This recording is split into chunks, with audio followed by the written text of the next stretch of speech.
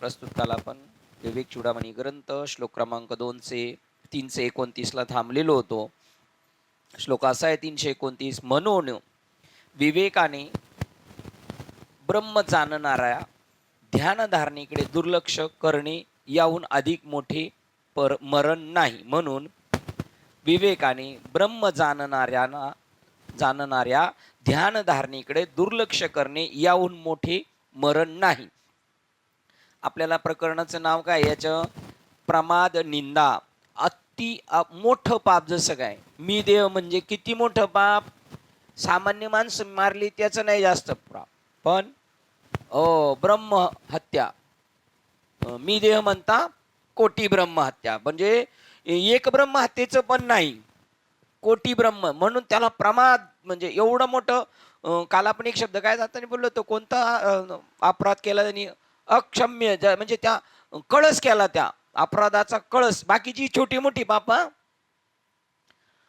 एखादं काही केलं, बाबांच्या भाषेत काय म्हणणे, त्या वाल्या कोळ्याने 7 रांजण मारले, एखादी मर्डर केली, काही लिखा उवा मारल्या, दारू पेलं, मटणं खाल्ली, खूप मोठी पाप केलं. या सगळ्या पापांचा बाप म्हणजे त्याचा प्रमाद केला, मी देह आहे, म्हणजे कोटी ब्रह्म हत्येचं पाप लागतं. आणि त्याचं काय केलेलं आहे, निंदा केलेली आहे त्या पापाची. काय केलेली आहे, मी देह म्हणणे म्हणजे पाप, आणि मी ब्रह्मरूप आहे, हे तुमच्या उज्ज्वल दिशेचे वाटचाल आहे, त्याच्याकडे सांगतात. म्हणून त्याने ही निंदा, हा पाप होऊ नये आपल्याकडून, प्रमाद आपल्याकडून होऊ नये, म्हणून त्याने सतत विवेकाने ब्रह्म जाणणाऱ्या ध्यानधारणेकडे दुर्लक्ष करणे याहून अधिक मोठे मरण नाही. त्याच्यापेक्षा मरण नाही त्याचं. मग तो डुबला, म्हणजे सतत नामस्मरणावर म्हणजे अनुसंधानावर राहणं, मी ब्रह्मरूप आहे या भूमिकेवर सतत राहणं. एक स्थूल ध्यानाची प्रक्रिया आहे आणि एक सूक्ष्म ध्यानाची प्रक्रिया आहे. एक स्थूल ध्यानाची प्रक्रिया आहे, 1 तास 2 तास 10 तास असं बसणं. त्या प्रक्रिया होत्या चांगदेव महाराज वगैरे इतरांच्या, आणि त्याच्यापेक्षा तिथं तर कोण आहे त्याची ओळख नव्हती. पण या स्थूल देहामध्ये ज्याला महावाक्याचं उपदेश झालेला आहे, तो म्हणणार मी ब्रह्म आहे, मी ब्रह्म आहे. पण तो किती वेळ म्हणतो, 2 तास म्हणतो, 1 तास म्हणतो, हे स्थूल आहे. पण सूक्ष्म म्हणजे प्रत्येक कर्मामध्ये आपल्या श्वासागणित त्याच्यावर आपलं ध्यान ठेवायचं. प्रत्येक श्वासागणित आपण म्हणायचं, समजायचंय का माझं ते नामस्मरण चालू आहे, ऑलरेडी चालूच आहे, पण आपल्याला तशी काय करायची, भावना करायची, म्हणजे मग प्रमाद घडणार नाही. आणि जर प्रमाद घडला तर आपल्याला महामृत्यू आहे, आपला आध्यात्मिक क्षेत्रातला मृत्यू येतो. आपण पदार्पण केलं, प्राप्तही केलं, पण शेवटपर्यंत आपण तग धरून राहिलो नाही. जो मानव नियमित ध्यान करून समचित्त होतो तो यश सिद्धी प्राप्त करून घेतो. काय आपली सिद्धी, आपल्याला आत्मसिद्धी प्राप्त करायची. ती आत्मसिद्धी तो प्राप्त करू शकतो कधी, नियमितपणे ध्यान करेल तर. नित्येने मनामी ते प्राणी दुर्लभ. आणि तुझ्या चित्तात, म्हणून तुझ्या चित्तात ब्रह्माचे काळजीपूर्वक ध्यान करून समचित्त हो. म्हणून अर्जुना समत्व चित्ताचे तेच सार जाण योगाचे, जे ते मन आणि बुद्धीचे ऐक्य आधी. मन आणि बुद्धी यांनी सगळ्यांनी स्वीकारलं, आपण काय आहोत, ब्रह्मरूप आहोत. हे कर. हे करत असताना तू घाई पण करू नको. असं नाही का लगेच ती गोष्ट होणार आहे. तैसे भोगातून रिगता चित्त मज, तैसे भोगातून निगता चित्त मज माझी रिगता, हळू हळू पंडुसुता मीच होई. जे घाई करून होत नाही. तूप खाल्लं म्हणजे लगेच रूप येत नाही. वास्तविक तसं आहे, पण आपली भूमिका होत नाही. एखाद्याची होती, काना वचनाची भेटी सरिसाचे पै किरटी, वस्तू होणे उठी कवनू एकू. तो एखादा आहे, पण आता आपल्याला जनरल मध्ये धरलेलं आहे. तर त्यांनी उदाहरण दिलं, आत्मतत्वाचे चिंतन मोठ्या काळजीपूर्वक करा आणि सावकाश आणि सावधानतेने. पुष्पकळी जोराने उघडून तुम्ही तिला काही पुष्प बनवू शकत नाही. जबरदस्ती तिचा काळ आल्यानंतर ती उमलणार आहे.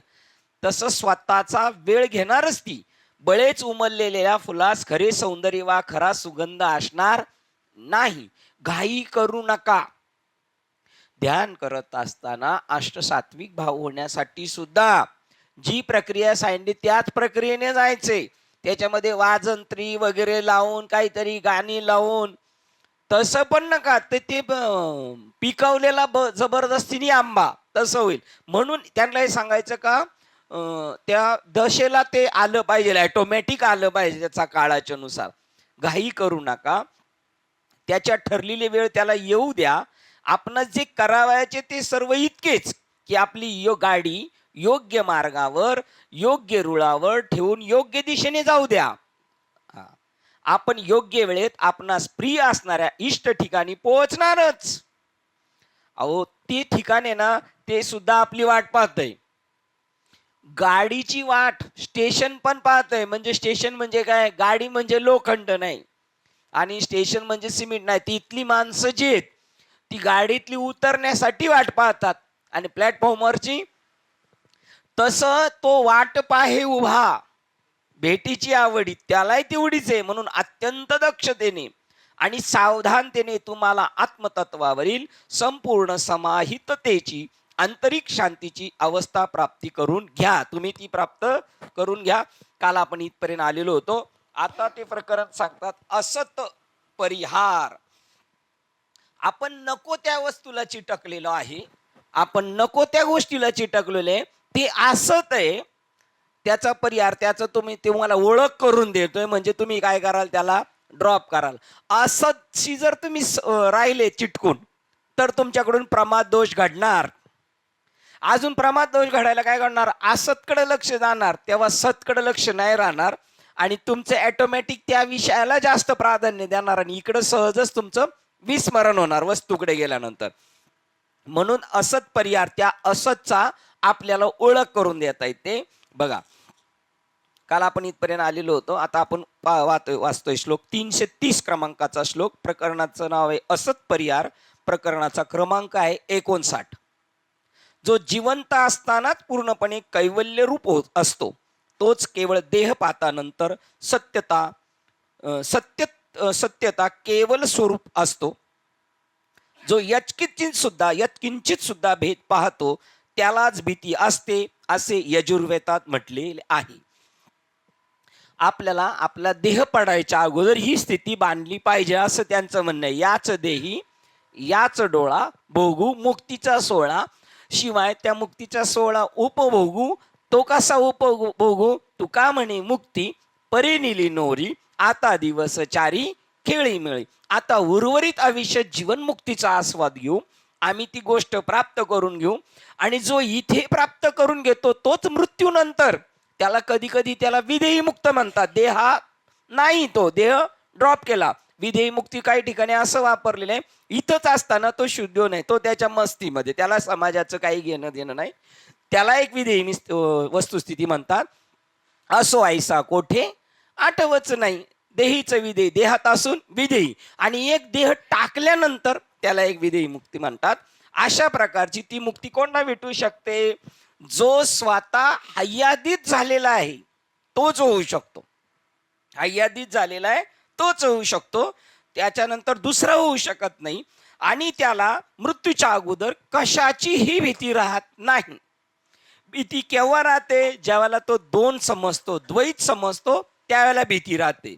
आत्मज्ञानी माणसाला कशाचीच भीती नाही. जंगला मग तुकोबा राहायचं, आपण वाघाचं उदाहरण घेतो, किंवा परीक्षित राजाला भागवत सांगितलं, भीती नाही राहिली, मला मृत्यू नाहीच आहे, मला मृत्यू. सापाला तरी मी तुम्हाला ओळखलेले, तुम्ही कोण आहात ते, त्याप्रमाणे त्याला भीती राहत नाही. हय्यादित ज्याने मोक्ष मिळवला तोच मरणोत्तर मोक्ष मिळवतो आणि त्याला हय्यादित कशाचीही भीती राहत नाही. मी मोक्षाला जाईल का, मी बद्धतेला येईल, हे सुद्धा त्याच्यात नाही. आणि दिसणाऱ्या कोणत्याही वस्तूला तो घाबरत नाही, कारण दिसणारी प्रत्येक वस्तू ही त्याचंच स्वरूप आहे असं त्याला पूर्ण प्रतीती आलेली आहे, अनुभव आलेला आहे का जे आहे ते मला जे घाबरवणार आहे ना ते बी तेच आहे असं पुढे सांगितलेले. बघा, जो याच देहात असताना याच जन्मी एकतेची अनुभूती घेतो तो महात्मा देहपातानंतर स्वतःच ते आत्मतत्व होतो. हे आधीत असतानाच आपण ते पण पाहिलं. 9व्या अध्यायामध्ये अर्जुनाने प्रश्न केला देवाला, अर्जुना देवा ती जी लोक आहेत ते मृत्यूनंतर कुठे जातात. अरे बाबा, जे हय्यादित असताना जे मरणाईलीच कडे मरायच्या अगोदर मजसी मिळून गेले, पुढे ते मरायच्या अगोदर मला जीवन भेटले, ते मरणी आणि कडे जातील केवी.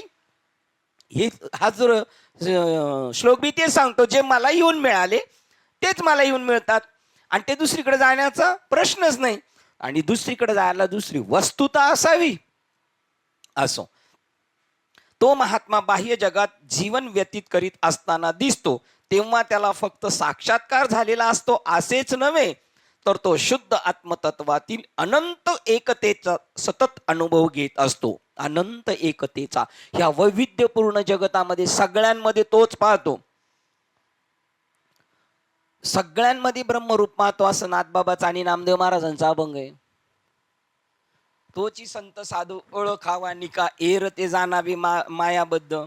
सर्वाभूती पाहे एक वासुदेव, पुसोनिया ठाव अहंतेचा. सगळ्यांमध्ये तो काय पाहतो, मी जसा ब्रह्मरूप आहे तसं सगळं जग ब्रह्म. बुद्धी निश्चय आत्मज्ञान ब्रह्मी भावे आपणा आपण, आपला सह ब्रह्मनिष्ठ राखी पूर्ण तत्पर. तो स्वतःला जसा हा ब्रह्मरूप समजतो तसं इतरांनाही ब्रह्मरूप समजतो. हा त्याचा अनुभव आहे. त्याला नुसता साक्षात्कार झाला, इथे सांगितलेले साक्षात्कार झाला. साक्षात्कार केव्हा होतो, मी ब्रह्मरूप आहे तेव्हा होतो. आणि आत्मज्ञान कशाला म्हणलेलं आहे, सगळ्यांमध्ये ब्रह्मरूप वाटणं. चुकलिया माय पुता संकटी, बहु काळे एकाएकी झाली भेटी. तेने ओरडे घालून मिठी चाली जेवी पोटी. आणि तेवी जीव शिवा उचटी, भक्तीच्या पेठे झाली भेटी. आत्मसाक्षात्कारे पडे मिठी, ते संधी माझी उठे. ज्यावेळेला जीवाचे शिवाचं ऐक्य होतं त्यावेळेला साक्षात्कार होतो. आणि त्या साक्षात्काराची परिणिती, परिपूर्ण स्थिती, आत्मज्ञान. जगामध्ये सगळं ब्रह्मरूप आहे. बुद्धी निश्चय आत्मज्ञान ब्रह्मभावे आपणा आपण, आपणास सगळं जगत ब्रह्मनिष्ठ राखे पूर्ण. सगळ्या जगतामध्ये तो ती स्थिती पाहतो. तत्परायण दिवस रात्र झोपेत सुद्धा आपल्याला संपत हांडे म्हणल्यानंतर झोपेत सुद्धा तो म्हणणार मीच आहे. तसं झोपेत सुद्धा पांडुरंग ध्यानी, पांडुरंग मनी, जागृती स्वप्नी. आणि ही गोष्ट अवघड आहे असं इतरांचं नक्की मत आहे ना, आहेच अवघड. पण अभ्यास वर्गाला काय ते अवघड नाही आहे की नाही. त्याप्रमाणे आपण कुठे गेलो, हा मग साक्षात्कार झालेला असतो असेच नाही, म्हणजे जीव ब्रह्म ऐक्य झालं असं नाही, तर त्या जीव ब्रह्माची परिपूर्ण स्थिती सर अहम ब्रह्मास्मी आणि सर्व खलविदम ब्रह्म. सर्व जगत ब्रह्मरूप पाहतो. प्रगट गुह्य बोले आणि विश्व ब्रह्मची केले. ऐसा ज्याचा अनुभव विश्वच देव सत्यत्वे, देवतया जवळे असे. असेच तो नव्हे तर तो शुद्ध आत्मतत्वातील अनंत एकतेचा सतत अनुभव घेतो सगळ्यांमध्ये. हा बोला. तैसा आत्मतत्वे वेष्टीला होय, तर जया जया दृश्याते पाहे ते दृश्यची आपण दृश्य द्रष्टेपणाशी होत जाय तयाचेच रूप. बघा, तो जे दृश्य पाहतो ते द्रष्टेपण असतात, तो तिकडे तोच त्याला पाहायला जातो. तो त्यामुळे ती एकतेची भावना झालेली असल्यामुळे त्याला भीती वाटणार कोणाची. तो जे दृश्य पाहतो तो द्रष्टाच आहे, मीच आहे तो तिकडं. तो आपण जंगलात ठेवलेला आरसा आणि इकडून आलेला सिंह, तर तो इकडचा सिंह जसा येत होता तसा आरशातला येत होता.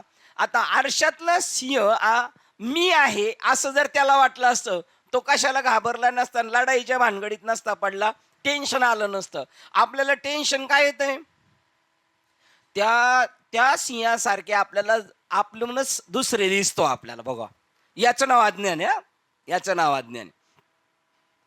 आणि त्या ज्ञानाबद्दल ते म्हणतात की तो अनुभूत झाला. बघा आता काय सांगत होतो अजून एक त्याच्यामध्ये, तुम्ही बोटवर करायच्या अगोदर काय मी म्हणत होतो,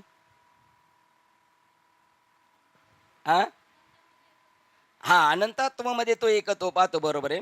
सत्यतेचाच त्याला आत्मतत्वातील ऐसा ज्याचा अनुभव विश्वदेव सत्यत्वे, प्रगट गुह्य बोले विश्व ब्रह्मची केले. सगळाभूती तो पाहे एक वासदेव, पुसवनिया ठाव अंतेचा. तोची संत साधू ओळखावानी का, एर ते जाणावे मायाबद्ध. तो आत्मतत्वातील अनंत एकतेचा सतत अनुभव घेत असतो.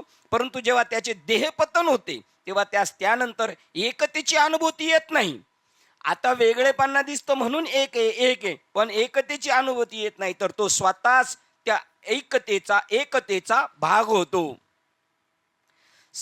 सदेह असताना तो एकात्म भावाचा अनुभव घेतो, देहात असताना एकात्माचा, आणि देह पतनानंतर तो एकात्म होतो, तो एकच होऊन जातो.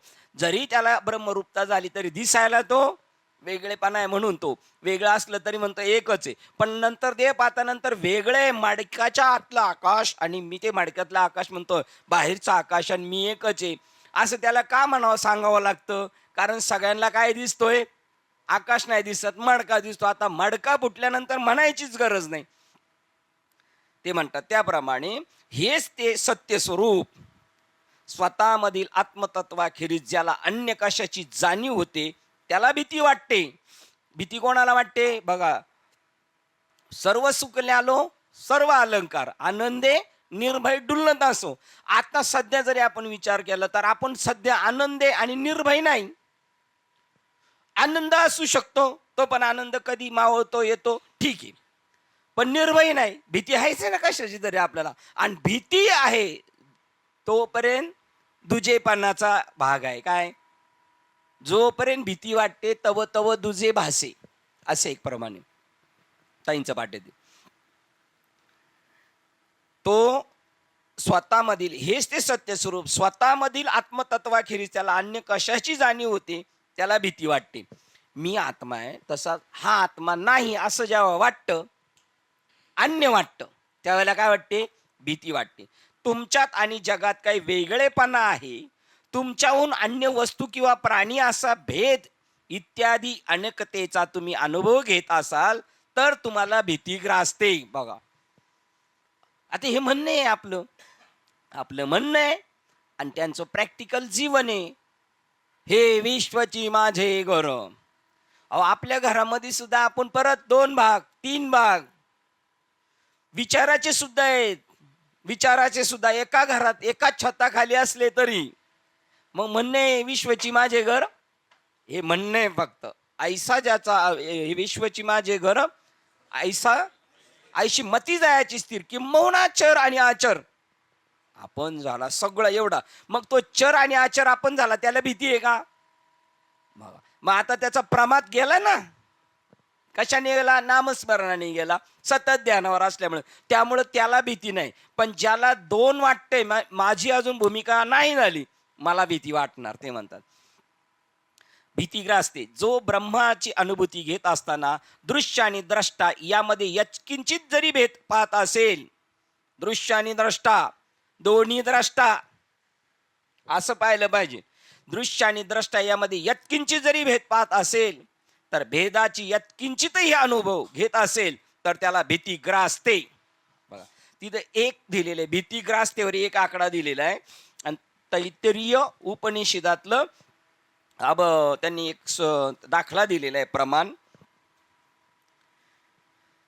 जेव्हा खरोखर हा आत्मा, हा अदृश्य शरीर रहित, न वर्णन करता येण्यासारखा, आश्रय रहित अशा ब्रह्मामध्ये सगळ्याला आश्रय आहे. आपल्याला आश्रय, समजा आता त्यांनी उदाहरण देणार आहे, आपल्याला आश्रय काय सध्या? पावसा पाण्याचं घर. घराला आश्रय काय आहे? आकाश. आकाशाला आश्रय काय आहे? ब्रह्म. आणि ब्रह्माला काय आश्रय? ब्रह्माला काय आश्रय? काहीच नाही. तर त्याचं तो स्वतःला आश्रय. आश्रय रहित अशा ब्रह्मामध्ये त्याला कशाचं आश्रय नाही. भयरहित स्थिती आधार मिळवतो, त्या ब्रह्मस्वरूपामध्ये जो आधार मिळवतो. आता आपण कसे आहोत? ब्रह्म आहोत. आता आपण आश्रय आहे का आपल्याला? आपल्याला लय जणांचा आश्रय, म्हणजे आपण ब्रह्म आहे का? आणि तुकाराम महाराज म्हणतात, माझा सगळा भार कोणावर आहे? ब्रह्मावर. जरी मी जीवदशेत असलो, आता देहात असलो, तरी माझ्यावरच भार आहे. मग बघा, ते ब्रह्मामध्ये भैरज स्थिती, आता सगळंच ब्रह्म आहे, भैरज स्थिती मिळवतो, ब्रह्मामध्ये जातो. त्या मग तो अभय अशा स्थितीप्रत गेलेला असतो, असा होतो. कशा स्थितीपर्यंत गेला होतं? दिधले अक्षय अभय दानगा. अक्षय पण केलं, पण अक्षय आत्ताच पुरता का नाही, सतत आहे, कधीच माझा नाश होणार नाही, आता मला भय सुद्धा राहिलेलं नाही. आपल्याला भय नाही का? आहे. का भय? आपण स्वतःला काय समजतो? देह, म्हणून प्रमाद, आणि मग आपल्याला भीती. मग आता आपल्याला देहाचा प्रमाद नाही झाला पाहिजे, याच्यासाठी आपण काय करायचंय? प्रमाद नाही झाला पाहिजे म्हणून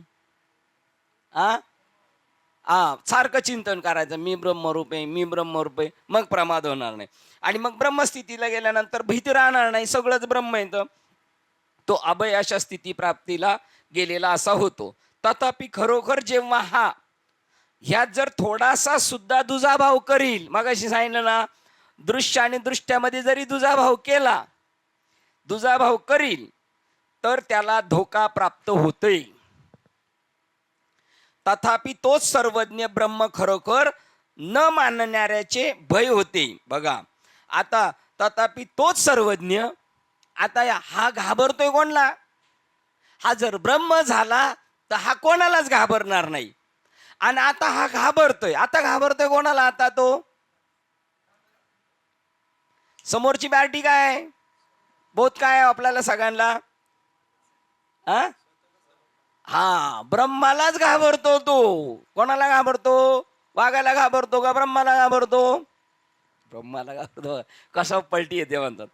तथापि तोच सर्वज्ञ ब्रह्म खरोखर न मानणाऱ्याचे भय होते. कोणतं भय? कोण होतं? जे ब्रह्म सर्व व्यापक आहे तेच भय, हा ब्रह्म नाही मानत त्याला, म्हणून भय होते. याचा अर्थ पुढील श्लोकात आहे.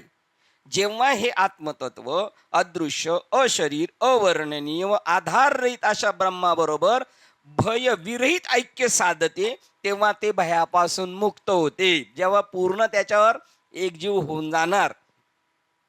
अकबर बादशाहचा, अकबरच मला वाटतं, औरंगजेबचा पोरगा संभाजी राजांच्या याच्यात शरणार्थ आला, तर त्याच्या बापाची सुद्धा त्याला भीती नाही राहिली. माहिती आहे ना, शरण आला होता बाप, औरंगजेब त्याला हे करणार होता, जेलमध्ये टाकणार होता. तो पळून, तो जेव्हा इकडं आला तेव्हा याला माहिती आहे इकडं मी सुरक्षित आहे. तसं तुम्ही जेव्हा त्याच्याशी एकरूप होणार ब्रह्मस्वरूपाशी, तर कसली भीती राहिली तुम्हाला? तुम्ही ब्रह्मस्वरूप होणार तेव्हा तुम्ही तिकडं प्रमाद नाही, देहबुद्धी नाही. तुम्हाला समजतंय ना मी काय म्हणतोय? मग तथापि जेव्हा तो ब्रह्मापासून अलगपणाची दुजाभावाची भावना धरते, तेव्हा त्याला भय असते.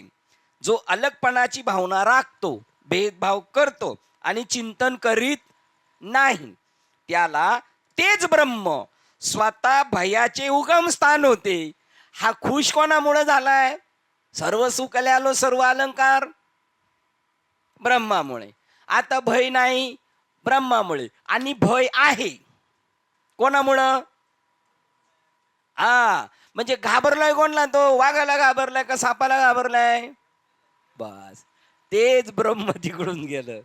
आपणच आपल्या भूताच्या स्वरूपाला घाबरतो.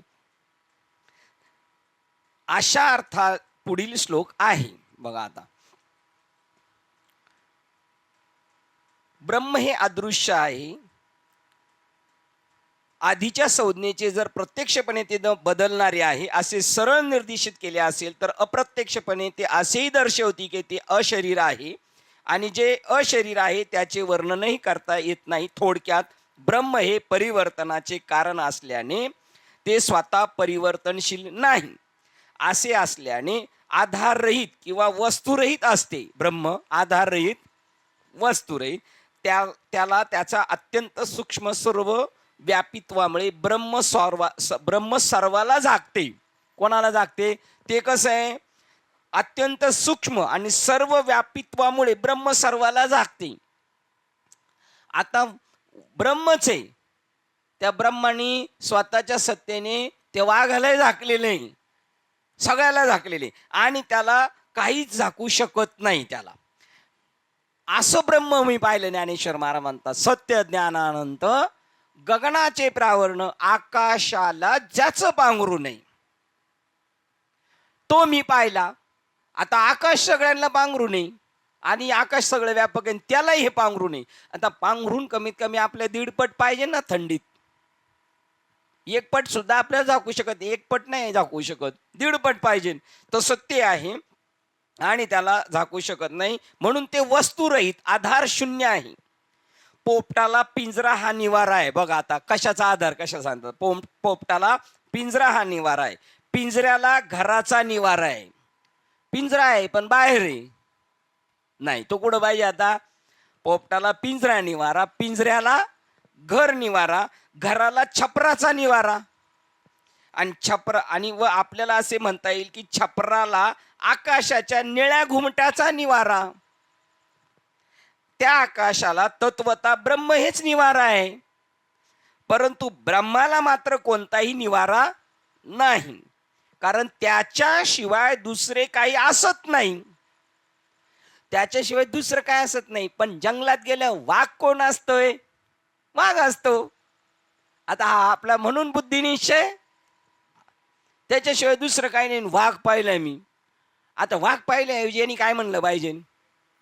पाहिला पाहिला, इकडे असं नाही म्हणणार. आता मी बोलतोय ना, तरी मला पण तसंच होणार. पहिलं मी काय म्हणणार? वाघ. आता जर त्याला पहिल्यापासून आपल्याला सांगितलं याला काय म्हणतात? वाघ. आपण वाघ पाहिलं नव्हतं तरी सुद्धा राणीच्या बागेत आणून ठेवला होता. कशासाठी? आपल्याला कळण्यासाठी याला वाघ. आणि त्याच वेळेला आपल्याला सर्वदा त्या मदालस्य सारखी आपली आई असती तर, आता आपली आई आपल्याला असं शिकवत नाही ना, आपण नाही घालायचो गोळ्या पण पुढचे गोळ्या घालतील. आमचे संदीप महाराज का कोण म्हटलं होतं, आता तरी समाज जरा बरा आहे, पण काही दिवसांनी ते म्हणले महाराज लोकांचं गचुंड धरतील, तू फसवलं का आम्हाला? तू आम्हाला ज्याच्यासाठी आलो होतं ते का नाही दाखवलं? अजून समजदार आहेत म्हणजे अडाणी आहेत. ज्ञानी माणसं भांडायला जातात, त्यांना माहिती आहे ना कायदे कानून. डॉक्टरचा दवाखाना कोण बोलतो? डॉक्टरने पेशंट घालवला, तुला माहिती होतं तर 7-8 लाख का खाल्ले आमचे? असंच करील का नाही एखादा साधक असेल तो? मग आमचं आयुष्य फुकट घालवलं म्हणून त्याला निवारा नाही. त्याच्याशिवाय दुसरे काही असत नाही ब्रह्माशिवाय, आणि म्हणून त्याला काही आच्छादू शकत नाही, आहे की नाही? सर्व परिणामकारी आणि त्याची लक्षणे यांना त्या अधिष्ठानाचा म्हणजे ब्रह्माचा आधार आहे. सर्व परिणाम, आपल्यावर होणारे सगळे परिणाम आणि कार्य आणि त्याची लक्षणे, बघा आपल्याला झालेला परिणाम, त्याची लक्षणे आणि त्याचं कार्य यांना त्या अधिष्ठानाचा ब्रह्माचा आधार आहे. या जगातल्या सगळ्या गोष्टीला कशाचा आधार आहे? आधार आहे असं म्हणावं लागलं, कारण आपल्याला ते दिसत नाही म्हणून, नाही तर त्याच्याशिवाय दुसरे काही नाही. ब्रह्माला कोणताही आधार नाही. श्रुती म्हणते की ब्रह्म हे स्वतःच्याच गौरवा व्यतिरिक्त दुसऱ्या कोणत्याही आधारावर अधिष्ठित नाही. ते जर उभं आहे तर ते स्वतःच्याच ताकदीने उभं आहे. त्याला कोणाचं, कोणी घडवलं त्याला? कोणीच नाही. ते कोणाच्या आधारावर उभं आहे? आता विनोदानी सांगतो, अमिताभ बच्चनचा एक पिक्चर आहे, तो गावालाच राहायचा, त्याला काही शहरातलं ज्ञानच माहीत नाही, हे का नाही? तुम्ही म्हणाल यांनी कधी पिक्चर पाहिलाय? आणि त्याच्या आजोबा म्हणायचे, अरे किती दिवस माझ्या बरोबर राहतो, तू शहरात जा आणि स्वतःच्या पायावर उभा राहा. आता त्यावेळेला अमिताभ बच्चन स्वतःच्याच पायावर उभा राहा. लो दद्दू म्हणला तो, भी मैं अभी किसके पैर के ऊपर खडा है. आता त्याला कळालं का त्यांची भाषा?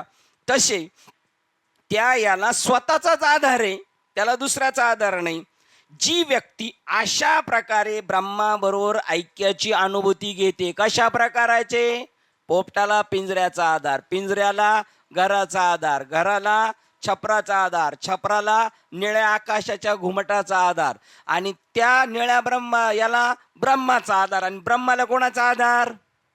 स्वतःचा. आणि ह्याच्याशिवाय दुसरं काही नाही. अशी जी व्यक्ती अशा प्रकारे ब्रह्माबरोबर ऐक्याची अनुभूती घेते. आता आपण अनुभूती घेतली, आपलं खाटकातलं कुत्र वासात दंग, अवस्था झाली, माझी अवस्था झाली, तुझी झाली नाही झाली, मग संपला. याची अवस्था झाली म्हणून हा ब्रह्म, त्याची अवस्था नाही झाली म्हणून तो माणूस, आहे की नाही? अशी अनुभूती झाली पाहिजे.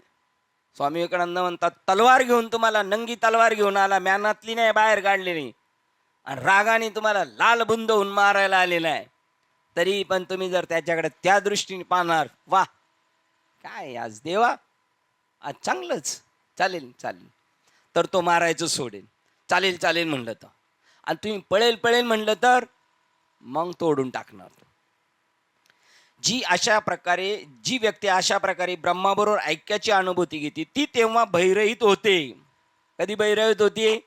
काय म्हणले स्वामी, मला गोळ्या दाखवायचे. मी फॉरेन कंट्रीमध्ये जेव्हा प्रवचन करायचो तर तिथले लोक अशा मला बंदुकी दाखवायचे, आणि तिथले आत्ताचे सुद्धा, जर गुरुजींनी विद्यार्थ्याला मारलं का विद्यार्थी लगेच गोळी करतोय मारतोय. आत्ता एवढ्या 10-5 वर्षापूर्वीच्या घटना आपण ऐकलेल्या. आणि हे परकीय परदेशातून आलेले आणि त्यांच्या देशातल्या लोकांना म्हणतात त्या स्वयं परमात्मा स्वरूपाचा अनुभव तुम्हाला एकालाही नाही, तुमच्या आचार्य पदावर असणारा एकाला नाही. आणि ज्याला एखाद्याला माहिती आहे तर तो सांगायला घाबरतो, कारण त्याला भीती आहे तुम्ही खिळे ठोकू त्याला माराल म्हणून. म्हणजे आता धर्माविषयी बोलणं किती नाजूक आहे. पण ते बंदुकी घेऊन पण ते घाबरायचेच नाही. ते म्हणले खाली उतरलो का लाईन क्लिअर, तेवढ्या पुरतं. श्रीपाद बाबा म्हणले मला मारण्यासाठी नानापत्री सरकारला बोलवलं होतं आणि त्यांनी इंग्रज सरकारला सळू का पळू केलं होतं. आणि त्यांना सांगितलं होतं का असा बुवा येतो आपल्या गावात आणि आपल्या लोकांना फसवतो, महिलांना फसवतो, पुरुषांना फसवतो, आणि ते त्याच्या आरी करून घेतोय, म्हणून त्याचा काटा काढायचा. म्हणून मग बाबांचं कीर्तन ठेवलं आणि ते वेश बदलून आले. आणि त्यांना ज्या वेळेला बाबांचं कीर्तन ऐकलं पटलं, ते भर समाजात गेले. हार घालायच्या टायमाला बाबांना मिठी मारली, तुम्ही माझ्या मालिकेतले आलिंगन दिले आणि सगळ्यांना सांगितलं यांच्याकडे वाकड्या नजरेने पाहाल तर त्याला गोळी घालून ठार मारीन. आता यांच्याबद्दल जसं आलं तर त्या बाळासाहेबांनी त्या दिवशी सांगितलं होतं त्यांनाही त्याच्यासाठीच बोलवलं होतं, श्रीपाद बाबांना सुद्धा, केरो बाबांचा काटा काढण्यासाठी. बघा आता असं आपण एकमेकाचे काटे काढले तरी चालतील, कारण काटे कोणाचे काढणार आहेत आपण, त्या स्वरूप स्थितीचे काढणार. बाबा म्हणतात मधने बाबा मी बाबांची परीक्षा घ्यायला गेलो होतो, पण मला परीक्षा द्यायला लागली. लोखंडाची कुऱ्हाड परिसाला तोडायला गेली, काय होईल. केरो बाबा त्यांच्या गावात गेले, ते पण असेच करायचे आणि लोक भुलल्यासारखे करायला लागले. गावच्या यांनी सांगितलं, बाबा वस्ताद होते पैलवान, ते म्हणले श्रीपाद यांचं काम फत्ते करायचं. आणि बाबा तिथे गेले आणि ते सगळे ध्यानाला बसले, तर बाबाही ध्यानाला बसले. बाबा ध्यानाला बसले, सगळे गेले. बाबांचं सावध केलं. केरो बाबांनी म्हणले तुम्हाला ही विद्या अमुक तमुक. बाबांनी त्यांचं शरणागत्व पत्करलं आणि त्यांना अभय देऊन टाकलं.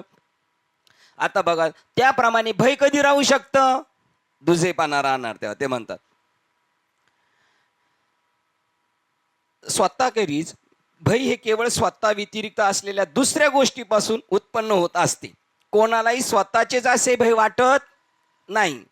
जेव्हा साधक संपूर्ण विश्वासी असलेल्या त्याच्या ऐक्याची यशस्वीपणे प्रचिती घेतो तेव्हा आपले काय काम आहे, आपल्या अवस्था झालं म्हणजे काम झालं का नाही. बघा जेव्हा साधक संपूर्ण विश्वासी असलेल्या त्याच्या ऐक्याची यशस्वीपणे प्रचिती घेतो तेव्हा अलगपणाची भावनाच लोप पावते.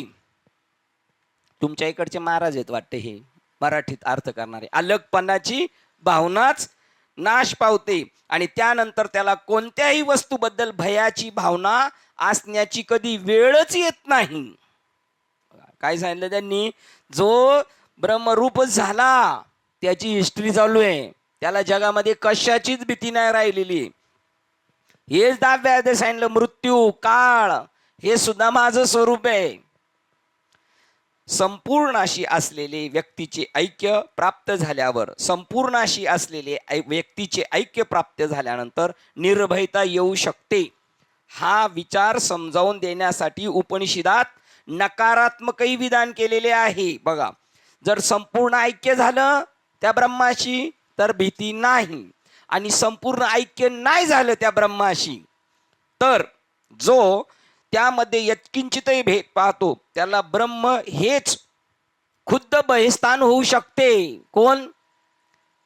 कोणला घाबरणारे पाहून आता तो जे ब्रह्म त्याला सुखी करणारे तेच ब्रह्म त्याला काय करतंय, भयाचं कारण होतं. कारण याची भूमिका भेद पाहणारी आहे. म्हणून भेद भ्रम अमंगळ आणि अभेद मंगल.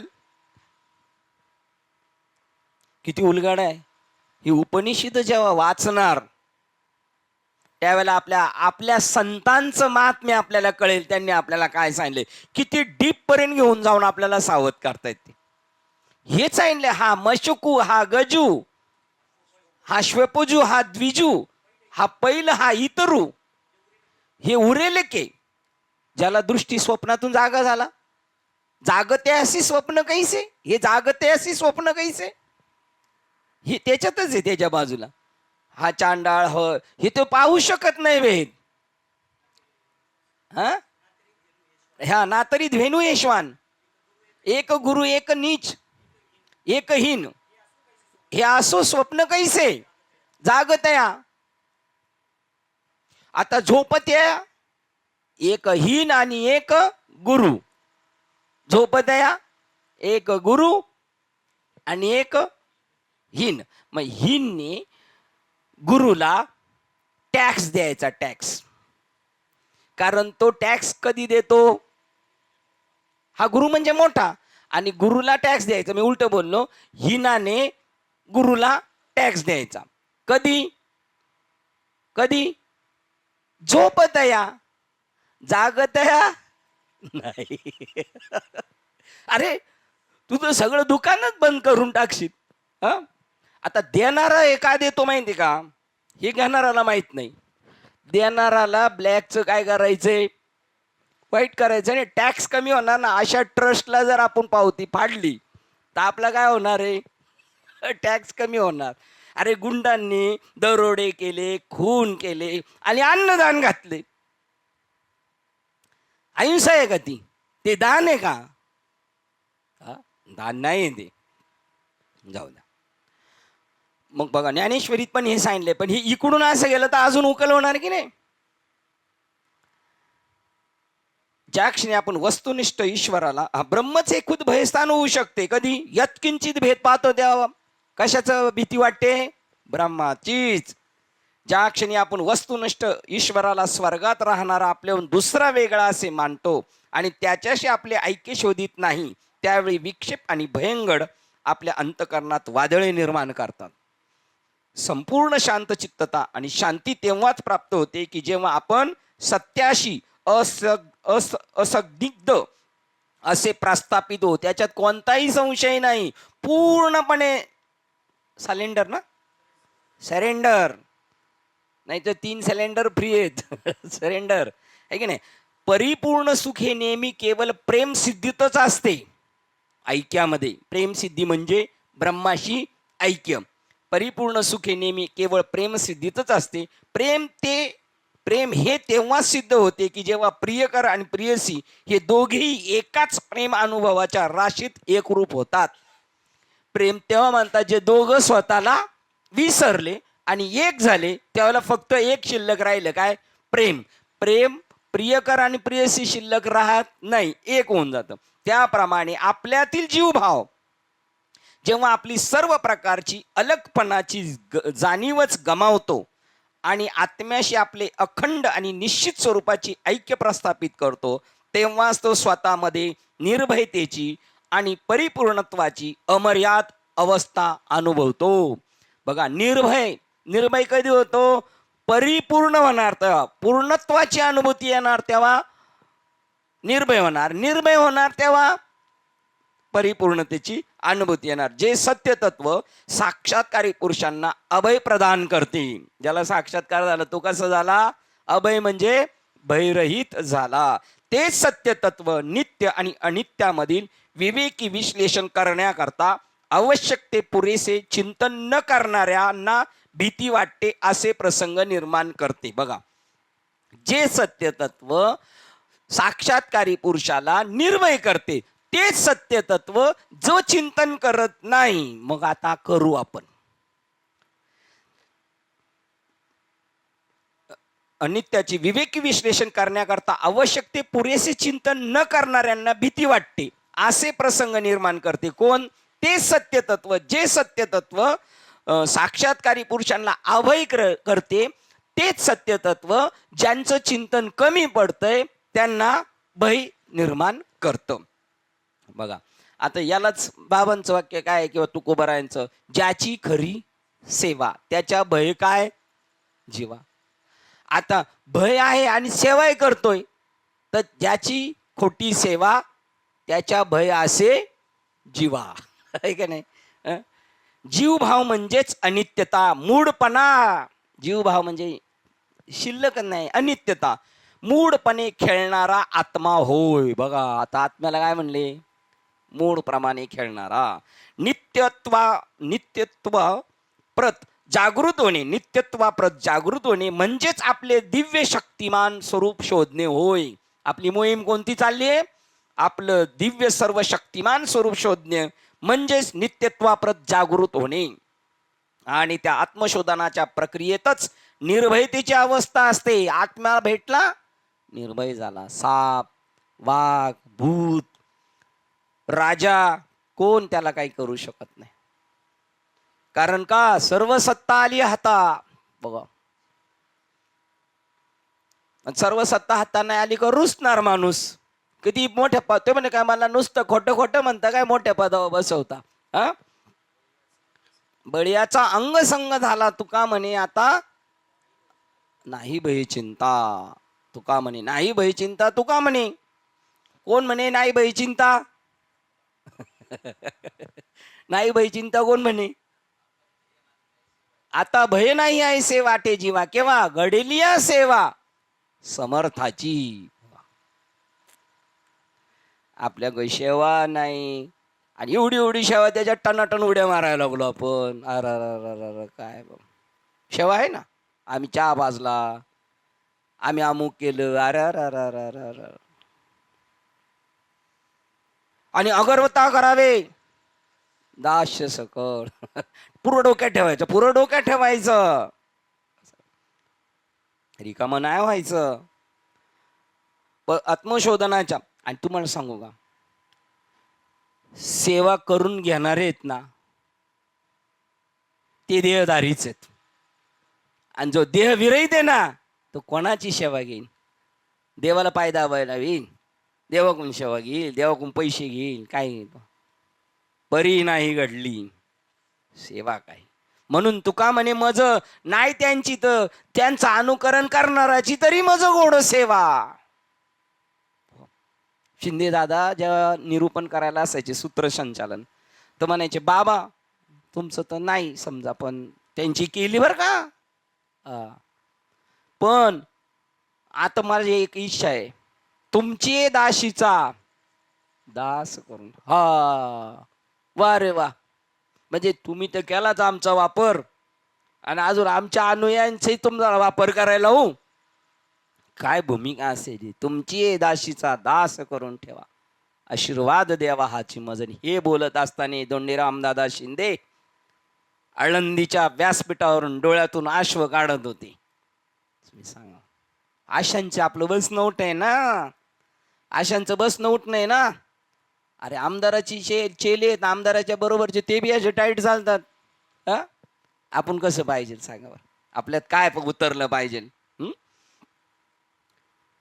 आत्मशोधनाच्या निर्भय अवस्था असते ती अनित्य. कुठे आलं होतं? दिव्य शक्तिमान स्वरूप शोधणे. आणि त्या आत्मशोधनाच्या प्रक्रियेत निर्भयतेची अवस्था असते, जे अनित्य आणि नित्य, सत्य आणि असत्य याबाबत पुरेसा विवेक करीत नाही. ते आपल्या भ्रामक तादात्म्यामध्ये आपल्याला नित्यत्वापासून वेगळे समजतात. पण अर्जुना मी तुला असं ज्ञान देतो, तू आपणा सहित ये भूते अशेषे माझ्या स्वरूपी अखंडित दे कशी. आपणा सहित तुझ्यास ही भूते अशेषे माझ्या स्वरूपी अखंड. तुम्हाला माहितीये का, भूते नसतात. आपल्या भटवाडीत आजारी पडली का लोक कोणत्या डॉक्टरकडे जायचे? भूते डॉक्टरकडे जायचे.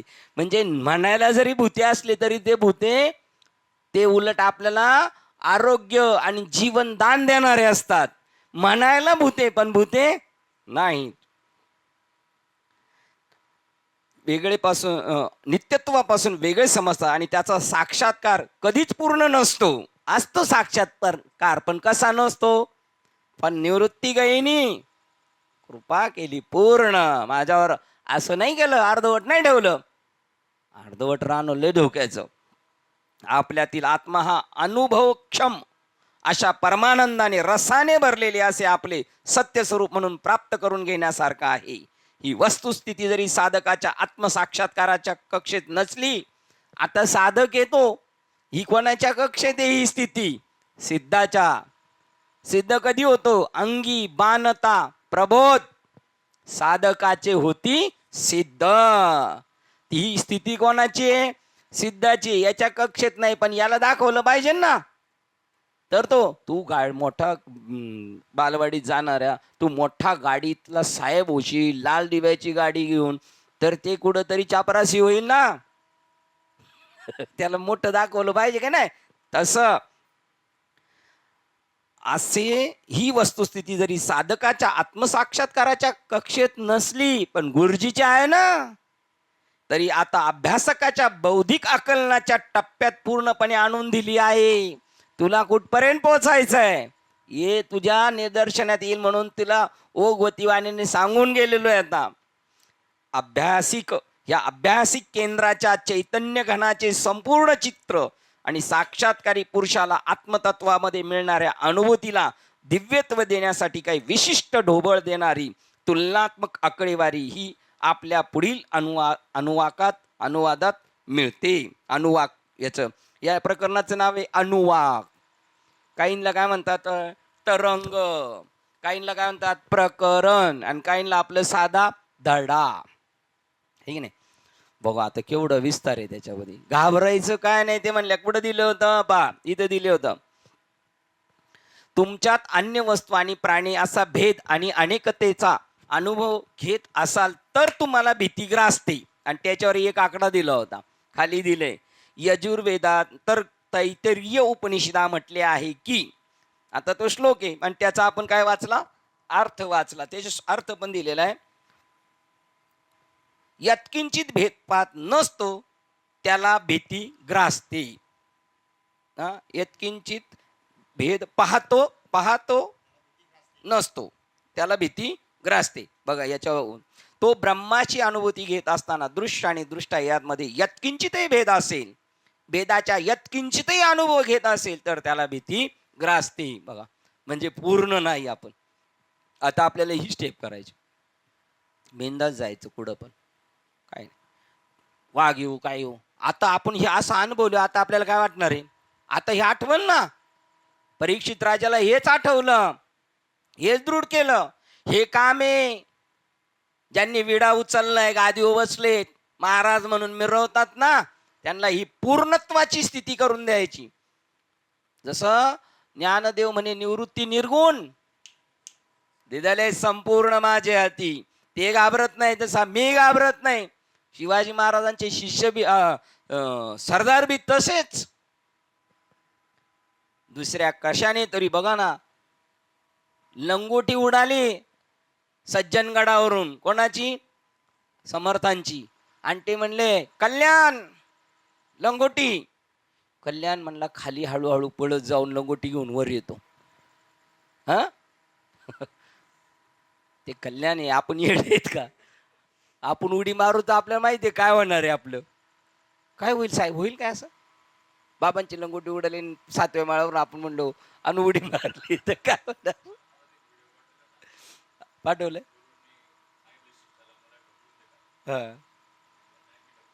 असं ना. पण गुरुजी ढकलतील. गुरुजी ढकलतील, कारण शिष्याला वाटतं बाबाला ढकललं बाबा जाईल. हा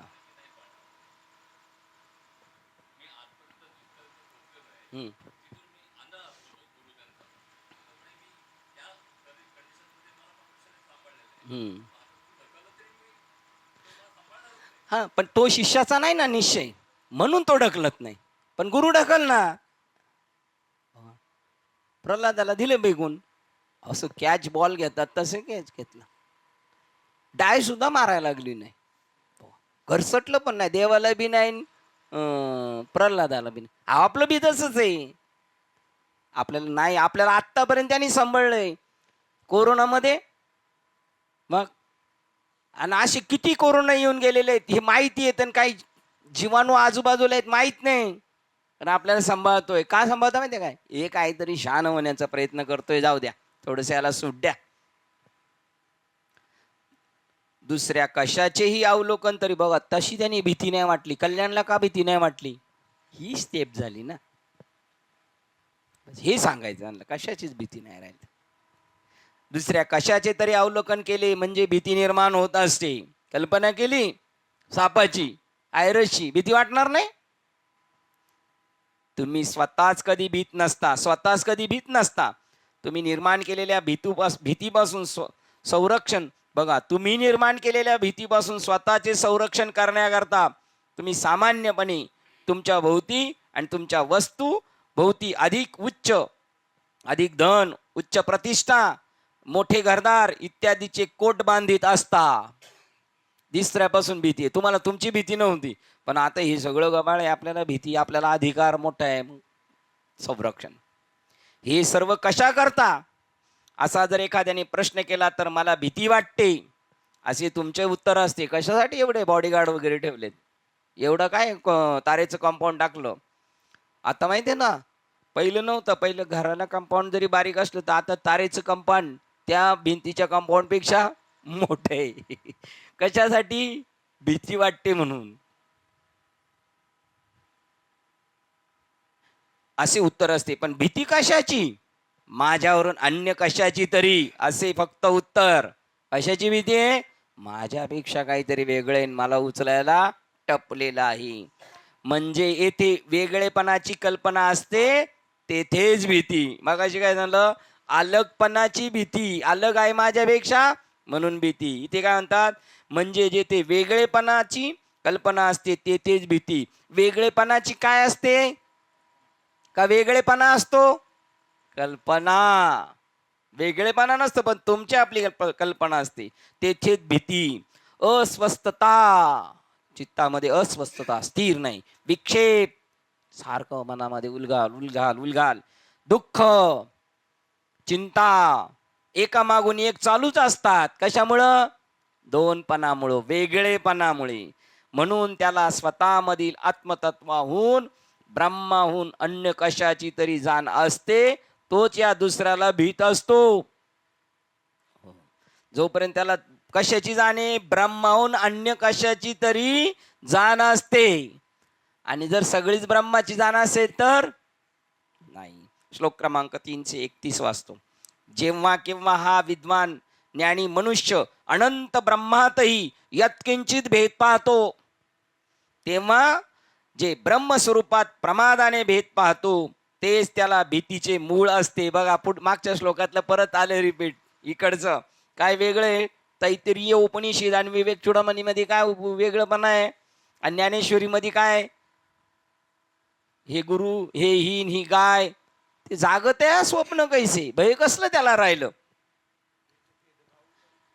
येथे भेदभाव तरी किम नाही म्हणतात. जरी अहंकार उरला असा तो आधीच नाही आगवा. आता बोलू काय? अहंकार असल्या भीती. अहंकार म्हणजे मी देव आहे, प्रमाद आहे म्हणून भीती आहे. काय फरक काय आहे सगळ्या ग्रंथांमध्ये? पण याच्यामुळं ते, त्याच्यामुळं ते, त्याला म्हणतात बहुश्रुतपणा, बहुवाचन पाहिजे आपल्याकडं. आळशी लोक म्हणतील काय वाचायची गरज आहे? तुला झोप येते म्हणून तू सांगतो वाचायची काय गरज नाही, तर कळत नसन. माऊलींनी सांगितले सर्व सुख गोडी, सर्व शास्त्र निवडी, साई शास्त्र निवडी, रिकामार्ध गडी राहू नको. यत्किंचित भेद पाहतो ब्रह्मातही, यत्किंचित भेद पाहतो, तेव्हा जे ब्रह्मस्वरूपात प्रमादाने भेद पाहतो. कुठे आलो होतो आपण? जेव्हा केव्हा हा विद्वान मनुष्य ज्ञानी अनंत ब्रह्मातही यत्किंचित भेद पाहतो, तेव्हा जे ब्रह्मस्वरूपात प्रमादाने भेद पाहतो. बघा, ब्रह्मस्वरूपात प्रमादाने भेद पाहतो, देहबुद्धीमुळे भेद पाहतो, तेच त्याला भीतीचे मूळ असते. बघा, तेच ब्रह्म त्याला भीतीचे मूळ आहे. आधीच्या श्लोकातील हीच कल्पना विस्ताराने मांडली जात आहे. कोणत्याही वेळी तुम्हास अनंत ब्रह्मात यत्किंचित जरी भेद अगदी क्षणिक काळही दिसेल तरी भीतीला सुरुवात होते. कायमस्वरूपी नाही, थोडा दिसला लट लट लट लट लट काप चालू. ती गोष्ट, जी गोष्ट तुम्ही दुसरी वेगळी म्हणून पाहता, तीच तुमच्या सर्व दुःखाचे उगमस्थान आहे. बघा, हे बृहदारण्यातलं बृहदारण्यक बृहदारण्यक उपनिषदातलं वाक्य आहे. द्वैतापासूनच सर्व भीती निर्माण होते असे बृहदारण्यक ओरडून सांगते. बघा पुढे नंबर दिलाय पहिल्या याच्यात, वेगळी तुम्ही दुसरी वेगळी म्हणून पाहता, तीच तुमच्या सर्व दुःखाचे उगम स्थान आहे. तुम्ही स्वतः वेगळं काहीतरी पाहता, जे नाही ते पाहता, म्हणून भयाचं कारण आहे. श्लोक क्रमांक 332 वाचतोय. जो या लोकी श्रुती स्मृतींनी आणि शेकडो युक्तिवादांनी निश्चिद्ध ठरवलेल्या वस्तू मात्र जगतात तादात्म्य पावतो. बघा काय काय सांगितलं, या लोकी श्रुती स्मृतींनी शेकडो युक्तिवादांनी सांगितलं हे निश्चिद्ध आहे. काय? जगत निश्चिद्ध वस्तूपासून सावधान. हे जगत परमार्थिक माणसाला सावधान करणार आहे. वस्तू मात्र जगतात तादात्म्य पावतो, त्याच्याशी समरस होतो, त्याच्याशी एकरूप होतो. तो एकामागून एक अधिभौतिक, आध्यात्मिक आणि अधिदैविक अशी दुःखे भोगतो. शारीरिक दुःख भोगतो, भौतिक जगताकडून दुःख घेतो, आणि अधिदैविक अग्नी, भूमी, पाऊस यांच्यापासून दुःख घेतो. वारा. निषिद्ध अशा कर्मात गुरफटून गेलेल्या चोराप्रमाणे. आता हा चोर आहे, ज्या जगाच्या नादी लागला, हे चोऱ्या करायला लागला आणि त्यामुळं मूळ स्वरूपाला विसरला. श्रुती माता पुन्हा पुन्हा सांगते, अहितापासून काढी ती बा ज्ञानेश्वरी, ही तर देऊन वाढविती नाही श्रुती परोती माऊली जगा. श्रुती माता पुन्हा पुन्हा सांगते की वस्तुनिष्ठ अद्भुत जग ही एक भ्रांती आहे, तिच्यात समरस होऊ नकोस. आपल्या भ्रांतमय विपरीत कल्पनेशी असलेले आपले तादात्म्य दूर करावे असे उपनिषदे, श्रुती आणि सांप्रदायिक धर्मग्रंथ स्मृती आपल्या शेकडो परिच्छेदात सांगतात. वेद शास्त्र पुराण श्रुतीचे वचन एक नारायण सार जप. तुम्ही नामचिंतनावर आरूढ राहा, म्हणजे जगताचा चटका वाचणार, जगत दिसणार नाही. या उपरही जर एखादा पाहिलेल्या वस्तुनिष्ठ जगाशी तादात्म्य राखीत असेल तर त्याच्या वाट्याला दुःखामागून दुःख येणारच. जणू प्रत्येक दुःख आधीच्या दुःखाशी त्याच्या तीव्रतेच्या दृष्टीने चढाओढ करीत असते. ते म्हणतं हम भी किसी से कम नाही. कोण? पहिल्या दुःखापेक्षा दुसरं दुःख येतं ते काय म्हणतं, त्यांनी तुला एवढा चटका दिलाय त्याच्यापेक्षा डबल देणार. हम भी किसी से, अशी त्यांची चढाओढ चालती. ती चढाओढ कोणामुळे चालती? आपल्या मूर्खपणामुळे. मानव का मूर्खपणामुळे? कशाला मूर्ख म्हटलेले? तू का म्हणे हा तो स्वयं परब्रह्म, पण मूर्खने वर्म संत चरण. स्वतःला ब्रह्मरूप न समजणे याच्यापेक्षा जगात दुसरा मूर्खपणा नाही. ते मूर्ख वाटत होते, हस्तामलक, हस्तामलकच ना, मूर्ख वाटत होते. पण शंकराचार्यांच्यामुळे ते बोलले, तर लोकांना वाटलं बाबांची कृपा हे बोलायला लागले. बाबा म्हणले माझ्यामुळं नाही, ते तर पहिलेच बोलत होते. त्यांना विचारलं तुम्ही का नाही बोलले तुमच्या आई वडिलांशी, या जगाशी, नातेवाईकांशी? ते म्हणले ह्या मूर्खांशी काय बोलता? हे सगळे देह बुद्धीची गठुडी घेऊन पाळतात. कोणती गठुडी घेऊन पाळतात? आता तुम्ही सांगा, ज्याची ताकद कमी त्याच्यावर 100 किलोचं गोट बोजा दिलं, ते बसायचं नाही जागेवर, ते काय होईल जागेवर? तसं आपली जीवपणाच खरा नाही, त्याच्याबरोबर हे गठुडीच्या गठुडी आणि अजून घरातली बाकीची गठुडी माणसांची, आणि ती सोडल्यानंतर प्रत्येक माणसाचं एक एक परत गठुड, एवढे घेऊन चालल्या म्हणल्या हा कुतनार. मानवाच्या दुःखाप्रती येतो कारण तो श्रुती ग्रंथांनी शोध लावलेल्या आणि त्यात वर्णन केलेल्या जीवन अनुशासनाचे उल्लंघन करीत असतो. संत सांगतात ते नाही ऐकायचं, पण दुसरं काय कोणी सांगितलं का ते ऐकणार. आपल्या पोरांचं तसंच आहे, आपण जीव तोडून सांगा, तिसऱ्याने काय सांगितलं का पटकन पटणार त्यांना, असं आहे. जीवनाचे यथायोग्य मार्ग समजून घेण्याकरता श्रुती हे संदर्भ ग्रंथ होत. तो त्यांचा अवमान करतो म्हणून ही दशा आहे. हे आता आपले बुरे दिन आलेत ना, धर्मग्रंथांकडे लक्ष आहे का? आपल्या पोरांना काय येतंय आपल्याकडे लक्ष आहे का? आपण फक्त त्यांना पैसा कमवायला शिकवतो, पोट भरायला शिकवतो. कुत्री बी पोट भरतात आणि तुमची पोरं करतात, त्याच्यात काय महत्वाचं आहे? तुम्ही जे महत्वाचं आहे त्याच्याकडे लक्षच नाही दिलं. आणि मंदिरं बांधलीत फक्त शो करायला. मंदिराचे ट्रस्टी सगळे सात्विक वृत्तीचे पाहिजेत. मंदिरांमध्ये भजन कीर्तन झाली पाहिजे, पण त्याला त्याचे पैसे पाहिजेत भजन कीर्तनाचे. आणि दाखवायचे देवाच्या देवबत्तीला दाखवावं लागेल. जो शासकीय कर्मचारी मागतो तो मला एकट्याला नाही द्यायचे, साहेबांना द्यायचे. हे असंच आहे ना, एक चोर दुसऱ्या चोराला सामील. आणि ते सगळे आपण आपल्या पायावर पाडून घेतलेले हत्यार आहेत, दगड आहेत, कुल्हाडी मारलेली आपण आपल्या ह्याच्यावर. जीवनाचे यथायोग्य मार्ग समजून घेण्याकरता श्रुती हे संदर्भ ग्रंथ होत. तो ज्याचा अवमान करतो त्याचा शेवट दुःखातच होणार. कितीतरी गाव आहे, त्या गावांमध्ये ज्ञानेश्वरी नाही.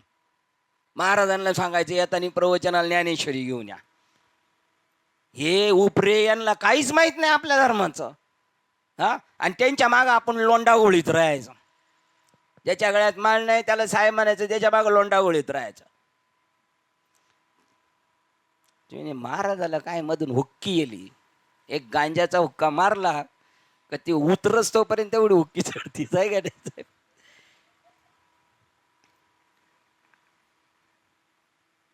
त्याचा अवमान करतो त्याचा शेवट दुःखात होणार. ग्रंथ नको. ग्रंथ चांगल्या लोकांच्या पोरांनी ग्रंथ रद्दीमध्ये नेऊन दिलेले आहेत. रद्दीमध्ये काय होईल त्यांचं? कोण गती त्यांची. ज्ञानेश्वरांना नेऊन दिलंय तू. ज्ञानेश्वरी म्हणजे ग्रंथ पुस्तक नाही आहे ते. अरे आपल्या पोरांना निवार फटकून मारलं शिकवलं पाहिजे. वाच ज्ञानेश्वरी. तो केवळ बाह्य जगातील दुःख भोगत नाही, तर दुष्कृत्यामुळे भ्रष्ट झालेल्या मनुष्यासारखा निराशा. त्याने दुष्कृत्य नाही केली, पण त्या माणसासारख्या त्याला निराशा भोगावं लागतात. धार्मिक माणसाला दुष्कृत्यामुळे भ्रष्ट झालेल्या मनुष्यासारखे निराशा. यांनी नाही, औदासीन्य पश्चाताप काही न करता. आणि मानसिक दुःख ही सुद्धा भोगतो तो मनातल्या मनात. जसे चोरच्या पेटीने केलं तसं याला दुःख भोगावं लागतात. एखाद्याने आत्मवंचना करणाऱ्या कृत्यांनी स्वतःस अवमानित केले असेल तर, जसं स्वतःकडून काही चूक झाल्या माणूस काही आत्महत्या करतात, तसा हा स्वतः, त्याला जगाचे बी फटके नाही पाहिजेत. तो स्वतःचे दुःख. से एक चिल्ली बडा मूर्खता, जिस डाली पे बैठता उसी डाली को छेद राहता. तसं होणार. एखाद्याने आत्मवंचना करणाऱ्या कृत्यांनी स्वतःस अवमानित केले असेल तर तो शेजाऱ्याच्याकडून मिळणाऱ्या शिक्षेचे दुःख भोगतो. इतकेच नव्हे तर जरी दुसऱ्यांनी त्याला लाता दिल्या नसल्या तरी तो स्वतःच खुर्चीवर बसून सुद्धा दूषण देत स्वतःचीच निर्वसना करीत म्हणत असतो, अरे रे मी ते का केले.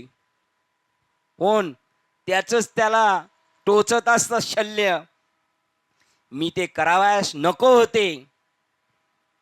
अशा तऱ्हेची. आता तो दुर्योधनाच्या याच्या पट्टीतला नाही म्हणून दुर्योधनाला कुठं काय वाटलं मी काय केलं. मरतानी सुद्धा काय सांगितलं, पाची जिवंत नाही राहिले पाहिजेत. आणि द्रौपदीनी पकडून आणला अश्वत्थामा आणि त्याला मारायला लागले सगळे. तर द्रौपदी म्हणले नका मारू. का? माझी मुलं गेल्यानंतर मला काय दुःख झालं, याच्या आईला किती दुःख होईल, नका मारू. दोन क्वालिटीची माणसं आहे तिथं. ते मी करावयास नको होते. अशा तऱ्हेची आत्मनिर्वसना त्याला सगळीकडून छळत असते. ज्याप्रमाणे तुम्ही म्हणले की नाही चोरी केली म्हणलं तर लहान पोरांनी सुद्धा लाताबुक्यांनी मारा घातला त्याला. बस जो देव स्वतःला देह समजतो त्याला.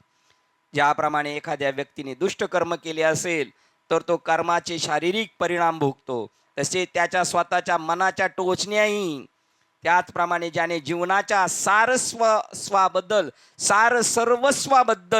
विपरीत कल्पना करून घेतलेली असते. काय आपलं स्वरूप काय जीवनाचं? सर्वस्वाबद्दल मी ब्रह्मरूप आहे, पण तिथे विपरीत कल्पना करून घेतली मी देव आहे, मग त्याला असे भोगावं लागते दुःख. आणि जो वैविध्यपूर्ण जगत अशी तादात्म्य पावलेला असतो, खोट्याशी समरस, खऱ्याला लातान खोट्याशी समरस. खोटं काय आहे? प्रकरणाचं नाव काय आहे? असत परिहार. अरे उलट देव जोडण्यासाठी खोटं करावं लागलं तर चालेल, देव जोडी तरी करावा अधर्म. बाबा म्हणले नको जाऊ कीर्तनाला, तरी जायचं. न मानावे ऐसे गुरुचे वचन, जेणे नारायण अंतरेल. हो, आड आला म्हणून पोडी आला डोळा, बळीने शुक्र आंधळा केला. नासक्याच्या नादी नको. तो बळीराजाला सांगतो, नको नको देऊ याला, अर्धे नको देऊ, संकल्प सोडू नको, हा तुला लुटायला आलाय. तो म्हणला तुम्ही आयुष्य कशासाठी खर्च केलं बाबा? त्याच्या प्राप्तीसाठी, तो मिळावा दिसावा म्हणून. आणि हा माझ्या दरवाजात येऊन माझ्याकडे याचक झालाय, त्याचा अवेअर करायला सांगता. त्याला आंधळा केला. प्रल्हादे जनक, विभीषणे बंधू, राजमाता भरते निंद केली.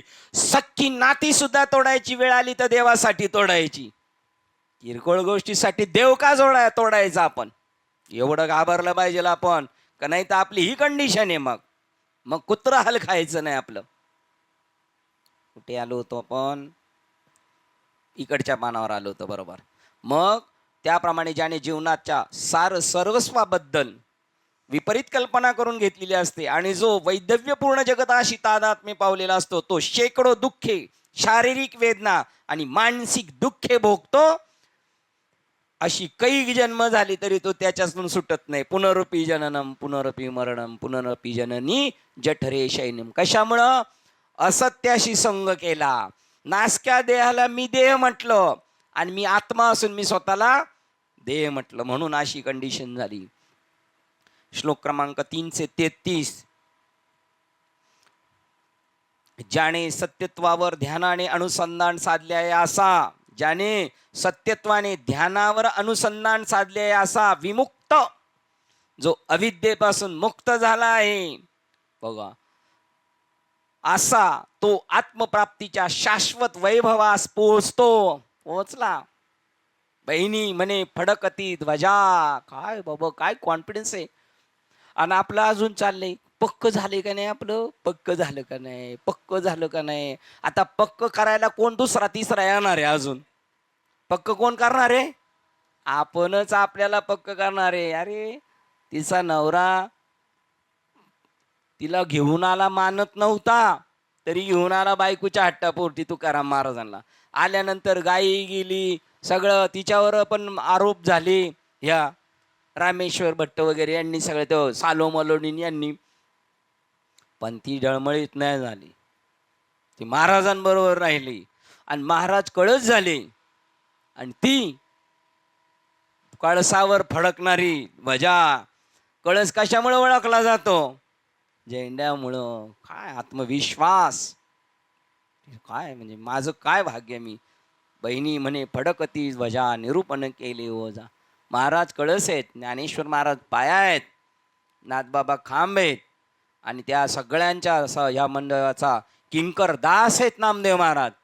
आणि त्या मंदिरावरची मी, कळसावरची फडकणारी ध्वजा आहे, ती मी आहे. आपल्या भारत देशाच्या ध्वजेला किती किंमत आहे हा? त्याचा थोडासा अवमान केला तर किती काय त्याला भोगावं लागेल. इथं तो ध्वजा झालेली. काय आत्मविश्वास, बाईची जात, काय लेवल गाठ. त्या काय पत्र व्यवहार नाही, काय नाही, अशीच हुडकत आली. हा,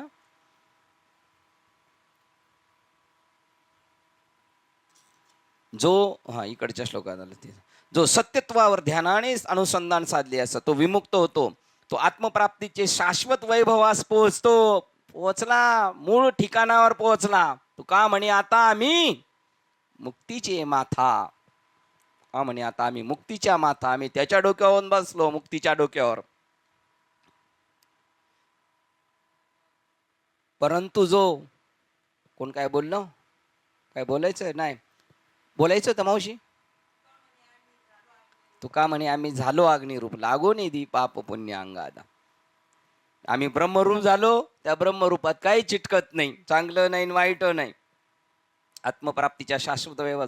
परंतु जो मिथ्या अनात्म वस्तूवरील चिंतनात रममान झालेला असतो, नासक्यात ज्याला रुची आहे, त्याचा नाश होतो 100%. ही गोष्ट चोर व साव यांच्या बाबत दृष्टोत्पत्तीस येते. फक्त सत्यत्वाच्याच चिंतनशीलतेला फक्त सत्यतत्वाच्याच चिंतनशीलतेला सतत वाहून घेतलेल्या पण एक नित्य वस्तूवर आणि एक दुसरा अनित्य वस्तूवर चिंतन करणाऱ्या अशा दोन व्यक्तीच्यातील फरक दाखवणारे चित्र या श्लोकात रेखाटलेले आहे. दोघांचं लक्ष एक आहे. याचं लक्ष संसार देह आणि याचं लक्ष ईश्वर याच्यावर आहे. तर मग दोघांच्या लक्षात लक्ष सारखंच आहे, परंतु त्यांची फलप्राप्ती वेगळी आहे. बघा, सत्यतत्व ते की जे तिन्ही काळी अपरिवर्तित राहते. जो सत्यतत्वावरील चिंतनात सतत मग्न राहतो तो साहजिकच शरीर, मन आणि बुद्धी, उपकरणे आणि त्यांचे दृश्य, भावना आणि विचार वस्तू जगताच्या छळवादापासून मुक्त झालेला असतो. बघा, जो त्या सत्यतत्वावर आरूढ राहतो त्याचं स्वतःच्या शरीराकडेच नाही प्रेम.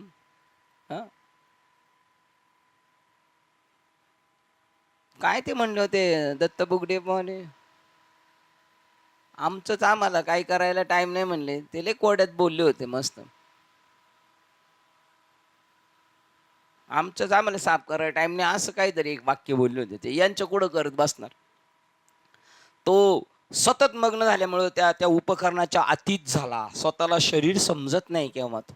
म्हणून दिंड काढली तरी काही नाही, 100 वेळा थुंकले तरी काही नाही, आणि 20व्या चाटीने घोड्यावरून लात मारली तरी काय नाही. मी शरीर नाही आहे, मला मन राहिलेलं नाही. नाही तर एखादा मला माझ्या मनाचा काय विचार करायला पाहिजे ना यांनी. माझ्या मनाचा, माझी बुद्धी मी चालवत नाही, विचार करत नाही.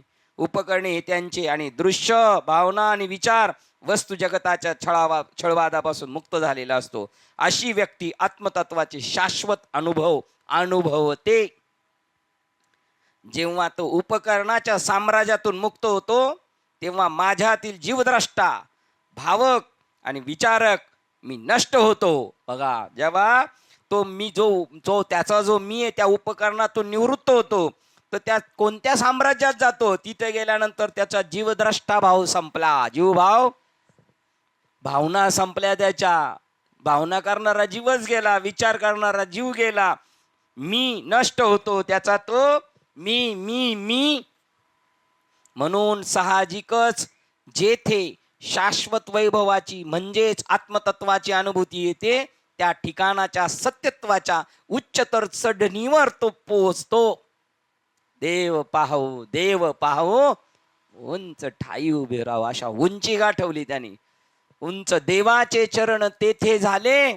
काय कॉन्फिडन्स आहे तुकाराम महाराजांचा. आपण घे ना, माझं अधिष्ठान झालं, मी कुठं जाऊन बसलो.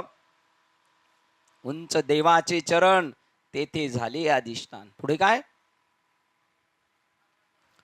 समर्पिली वाणी आघाता वेगळा असे ठाव हा निराळा. समर्पिली वाणी पांडुरंग घेते धनी. उंच देवाचे चरण तिथे झाली अधिष्ठान. तिथं जाऊन पोच. तेथे झाले अधिष्ठान कुठे, उंच देवाचे चरण. तिथं जाऊन तो पोहोचतो. आता तो तिथे पोहोचतो हे आपल्याला कशाला सांगायचंय. तो पोहोचला याच्यावर खुश राहायचं. आपण बी पोहोचण्याचा प्रयत्न करू. 100% पोहोचू आपण. कारण ते म्हणले तुमचं काम झालं, ते म्हणले ना झालं, संपलं काम आपलं. त्याच्या उलट आता तो वर पोहोचला, त्याच्या उलट हा कुठं पोहोचला, डायरेक्ट त्याच्या वर गेला डायरेक्ट. त्याच्या उलट जो अनात्म वस्तूच्या म्हणजे उपकरणे, विषय वस्तू याच्या चिंतनात सतत मग्न असतो. काय डोक्यात आहे सतत, देव कनास्क, त्याच्या चिंतनात सतत मग्न असतो. तो नाशाप्रत पोहोचतो. तो अधिक गोंधळ आणि दुःखे, विकार, लालसा, मोह यामध्ये ढकलला जातो. ऑटोमॅटिक अधिकच गुंफिशी रुखीये, त्या चिखलात अजून गुंतत जातो. म्हणून त्यांनी सांगितलं त्याच्याकडे नादी लागू नका. हरी हरी देवा आहे तेवढं सगळं काय कर, घेऊन जा. हरी हरी तुम्ही म्हणारे तेने मायाजाळ अनेक नका पडू. गबाळाचे वरी. कुठं गबाळाचे तिथं? आता आपण गबाळ जोडलंय का देव जोडलाय? गबाळ नाही ना. शिंद्यांनी तर गबाळाशी संबंध सोडून टाकलेला आहे सगळं. गबाळ बिबाळ काही नाही, गबाळाशी संबंध नाही. गबाळाशी संबंध जोडला तर तिथं थोरी नागव नाही, साधी सोधी नाही, की जे सर्व मिळून त्याचे करता ताण आणि तणावपूर्ण दुःख जीवन निर्माण करीत असते. उलट प्रामाणिक मानव अचोर आणि अप्रामाणिक मनुष्य चोर ही वरील दोन्ही प्रकारची उदाहरणे होत.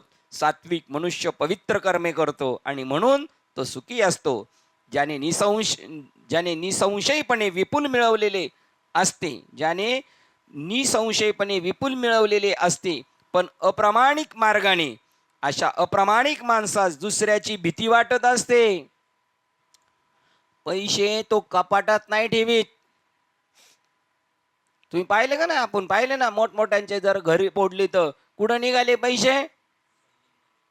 टॉयलेट मध्ये, च्या सिलिंग मध्ये. आता आपलं थोडं थोडं तर आपण कपाटात ठेवणार आहे का ना. अशा अप्रामाणिक माणसास दुसऱ्याची भीती वाटत असते. ब्लॅकवाल्याला भीतीच वाटल. तो जगात दुःखी जीवन जगत असतो. प्रामाणिक आणि अप्रामाणिक अशा दोन्ही प्रकारचे लोक एकाच जगात, एकाच घरात, बघा, एकाच जगात नाही, एकाच घरात बी राहतील. एकाच घरात जीवन व्यतीत करीत असले तरी आपल्या मानसिक तादात्म्यामुळे आणि आपल्या विशिष्ट निरोगी आणि रोगी जीवन पद्धतीमुळे एक सुखी तर दुसरा दुःखी असू शकतो. श्लोक क्रमांक 334. साधकाने भवबंधनाला कारण असलेले मिथ्या वस्तू मात्रावरील चित्तानुसंधान सोडून देऊन, बघा, साधकाने कशावरचा अनुसंधान सोडायचं? जे भवबंधनाला कारण आहे.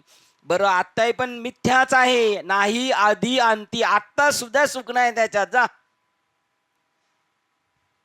भवबंधनाला कारण असलेल्या मिथ्या वस्तू मात्रावरील चित्तानुसंधान सोडून देऊन, हे खुद्द मीच आहे हा आत्मविचारणे मी पक्का करावा. मी ब्रह्मरूप आहे, मी ब्रह्मरूप आहे. तलवार लावली ना तरी मी ब्रह्मरूप आहे, कारण मी कापलं जाणार नाहीये. कापलं जाईल माझं शरीर, माझा गळा कापला जाईल, पण मी त्याच्या पलीकडचा आहे. आता हे तुम्ही म्हणाल, महाराज तुम्हाला तलवार लावल्यावर, आता ते महाराज बी तसंच म्हणणार, ए नको रे, नको मारू. का मार मार म्हणू आपण? काय म्हणू आपण आता? आता म्हणू जर कोणी आलं तर, पण स्टेशनला गेलो नाही म्हणणार आपण, है का नाही? मीच खुद्द आहे हा आत्मविचारणे मी पक्का करावा, कारण ब्रह्म ऐक्याच्या स्वानुभूतीने निर्माण झालेला ब्रह्मभाव आनंद निर्माण करतो. त्याला कसं याचं डोकं धरून बसायला लागणार. महाराज आणि डोकं धरतो. तुका म्हणे गाढव लेखा, लेखा नाही, नाही तर ते सातारचे आपले बाबा असते ते म्हणतील गाढव लेखा. तुका म्हणे गाढव लेखा, जेथे भेटेल ते ठोका. तुका म्हणे तोची वेडा, त्याचे हाणून थोबाड फोडा. सर्व सुखाचे आगर हई करतो आणि डोकं धरून बसतो. बरं, सर्व सुखाचे आगर म्हणजे कोठारच्या कोठार भेटली, गोडाऊनचे गोडाऊन, कशाची? सुखाची. मग तू डोकं धरून का बसला? कशाला डोकं धरून बसला? तो झालेला ब्रह्मभाव आनंद निर्माण करतो आणि अज्ञानाच्या अवस्थेत अनुभूतीस येणारे अविद्याजन्य दुःख पूर्णपणे नाहीसे करतो. तो आनंदाच्या पुढे कोण टिकू शकता? नाही टिकू शकत. ते सगळं अज्ञान, तत्वज्ञा भ्रांती बाधू न शके. सूर्यबिंबा पुढे काय टिकेल? अंधार. सूर्याच्या पुढे अंधार टिकेल काय? या आनंदाच्या पुढे दुःख टिकेल काय? सूर्यबिंबा पुढे काय टिकेल? अंधार. मृगजळे निभेल काय न? अरे खऱ्या पावसाने आकाश कधी ओलं होत नाही, मृगजळाने होईल काय? अशा स्थितीला जाऊन पोहोचतो. विषय वस्तूचे सतत चिंतन करणे हेच बंधाचे कारण असते. नासक्या गोष्टीचं चिंतन, ते सेफ्टी कसं राहील याचा विचार करणं, माझा देह कसा बरा राहील. देह मेला तर मरू दे, पण तू मरू नको. हा, देह मेला तर मरू दे, तू मरू नको. मी म्हणजेच देह. मग तू नक्की मरणार. तू एकदा नाही मरणार, तू लाख वेळा मारणार. जसं तिकडे आपण डोंबिवलीला गेलो का, ज्या एखाद्याने जर पावती पाडली तर त्या कोटी कोटी वेळा त्याचे अभिनंदन, लाख वेळा त्याचं धन्यवाद. तसा हा एकदा नाही मारणार, हा अब्जावधी दिवस मरत राहील आणि जगत राहील, सुटणार नाही. जेव्हा लालसा आणि काम उन्माद मनाच्या दृष्टीत झाकाळतात तेव्हा ते जीवनाच्या उच्चतर ध्यास आवृत्त करतात. तिकडे जाऊनच देत नाही, इकडं त्याला गुंडाळून घेतात आणि सात्विक जीवनाच्या शाश्वत मूल्यांना मलिन करतात. आपण आलो ना आता, यांनी कोणाला सांगतात? ज्यांनी प्राप्त केले त्याच्याबद्दल आहे. सासू लय खट्याळे, पण आता सुनबाई गरोदर राहिली, डॉक्टरनी सांगितलं हिला जास्त त्रास झाला नाही पाहिजे, म्हातारी भांडी घासती का? लाभापोटी. का मामी? सुनाला त्रास नको का नातू नीट झाला पाहिजे? सुनाला नंतर कोचालायचीच आहे तिला, नंतर तिला सोडायची नाही. पण आता आपलं व्याजासाठी सगळं चाललंय. त्यामुळे आपण तडजोड करण्याकडे झुकतो. बघा, शाश्वत जीवनापासून मागं झालं का चालेल चालेल, असं सो चालेल, ऍडजस्ट करतो.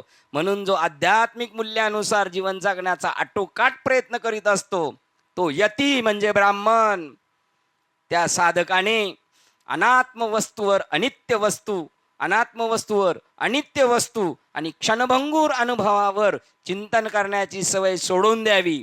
थोडा वेळ क्षणिक आनंद देणार ते, त्याचा नाद नाही करायचा, डोक्यातून वजा करून टाकायचं. हे जेव्हा साधते तेव्हा तो आपले आत्मतत्व, हे सर्वत्र असलेले आत्मतत्व होय हे ओळखण्यास सुरुवात करतो. हे ड्रॉप झालं मग उषाकाल निर्माण होणार. मग त्या उषाकालात हळूहळू स्पष्ट वस्तू दिसेल आपली. जेव्हा हे साधते तेव्हा तो आपले आत्मतत्व, हे सर्वत्र असलेले आत्मतत्व शोधतो. आत्मतत्व होय ते ओळखण्यास सुरुवात करतो आणि मग आत्मतत्वाची अपरोक्ष अनुभूती जीवनाची सर्व अज्ञानजन्य दुःखे आणि टोचण्या पुसून टाकते. तीच स्टेप बाय स्टेप हळूहळू पंडूसुता 100% तो तेच होतं. म्हणून सर्व आकलनाच्या अतीत असणारी शांती तो अनुभवू लागतो. बघा आता शांतीकडे जाणार. सर्व आकलनाच्या अतीत असणारी शांती, त्याला हरिओम शांती म्हणजे आत्मस्वरूपाच्या ठिकाणी गेले का संपली सगळे धावपळ, थांबली.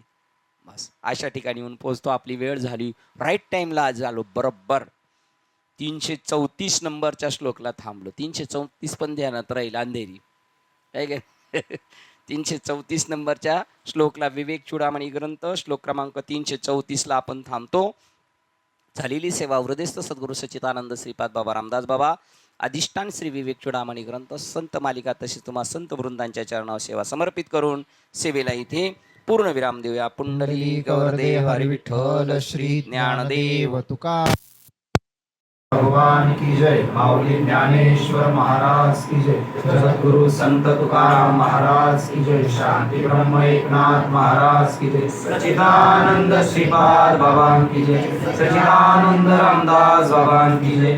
अवधूत चिंतन श्री गुरुदेव दत्त गोपाल कृष्ण भगवान की जय. बोलो रे भाई सब संतन की जय. गणपती बाप्पा मोरया. आता विश्वात्मके देवे येणे वाग्यज्ञ तोषावे, तोषोणी मजल्यावे पसाय दाने. जे फळांची व्यंकटी सांडो तया सत्कर्मी रती वाढो. होता परस्परे जडो मैत्र जीवांचे, दुरितांचे तिमिर जाओ. विश्व स्वधर्म सूर्य पाव, जो जे वांचिल तो ते लाभो. प्राणी जात वर्षद सकळ मंगळी, ईश्वर निष्ठांची मांदियाळी.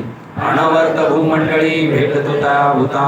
कल्पतरूचे आरव, चेतना चिंतामणीचे गाव. बोलते जे अर्णव पियुषांचे, चंद्रनेचे अलांचन. मार्तंड जे तापहीन, हे सर्वाही सदा सज्जन. सोयरे होतो किंबहुना सर्व सुखी, पूर्ण होणे तिन्ही लोकी. भजी जो आदि पुरुषी अखंडित, आणि ग्रंथोपजीवी विशेष लोकीये. दृष्टा दृष्ट विजय होवावेजी, एक म्हणे श्री विश्वेश्वरा हो. आ होईल दान बसावो, येणे वरे ज्ञानदेव सुखिया झाला. येणे वरे ज्ञानदेव सुखिया झाला. येणे वरे ज्ञानदेव स्या झाला. हरि ओम शांती शांती शांती.